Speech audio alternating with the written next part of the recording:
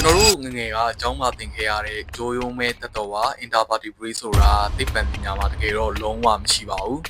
ကျွန်တော်တို့သင်ခဲ့ရတဲ့ဇီဝဗေဒကိုအသိဉာဏ်ရလောက်အောင်တဘာဝတရားကျွန်တော်တို့ကိုညှက်လက်ပြထားတဲ့အချက်၃ချက်ရှိတယ်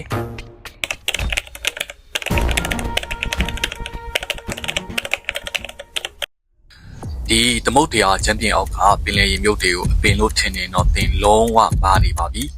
ကျွန်တော်တို့တခွဲခန်းထဲကဘန်ဘလူးအောက်မှာတွားကြည့်လိုက်မယ်ဆိုရင်အပင်တွေကသူတို့ရဲ့ဆဲတွေကိုဆယ်လီလိုနဲ့တိဆောက်ထားတာကိုတွေ့ရမယ်။ဒါပေမဲ့ဒီရေမြုပ်တွေကတော့သူတို့ရဲ့ဆဲတွေကို collagen လို့ခေါ်တဲ့လျှို့ဝှက်ခေါ်ရည်တစ်မျိုးနဲ့တွဲကပ်ထားတာကိုတိတိကျကျတွေ့ရမှာဖြစ်ပါတယ်။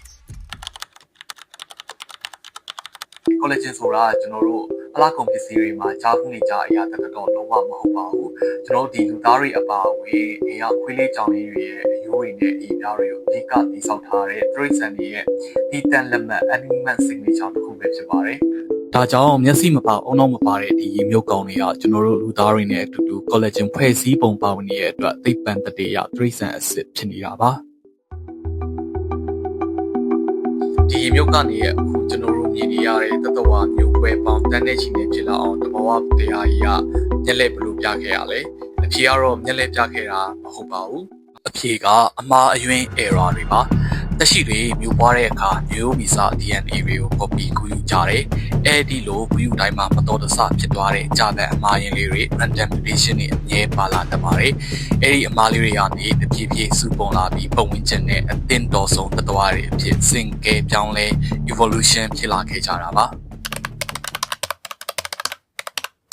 ဒီတတိယနဲ့ကြီးမားဆုံးလှည့်စားမှုကတော့လူတွေကိုယ်တိုင်ဖန်တီးထားတဲ့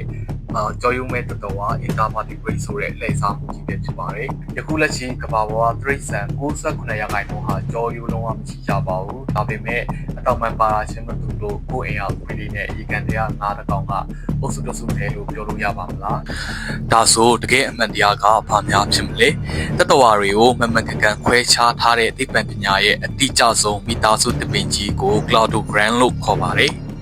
ဒီ cladogram ကြီးရဲ့အသက်ကတတဝါတွေစီမှာမရှိတဲ့အရာကိုကြည့်ရမှာမဟုတ်ဘဲနဲ့စင်ကဲပြောင်းလဲမှုအရာအသစ်ရရှိလာတဲ့သူညီရဲ့ဖွဲ့စည်းပုံ standardized trait တွေကိုပဲကြည့်ပြီးအကိုင်းခတ်တွေနဲ့ခွဲထွက်သွားတာပါ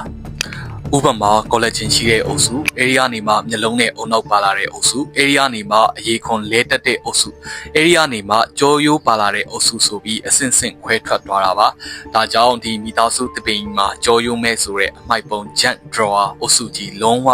မရှိပါဘူးမရှိတဲ့အရာတစ်ခုကိုအခြေခံပြီးတွေးဆန်တွေကိုခွဲခြားတာကသိပ္ပံပညာမဟုတ်ပါဘူးဒါကလူတွေကသူတို့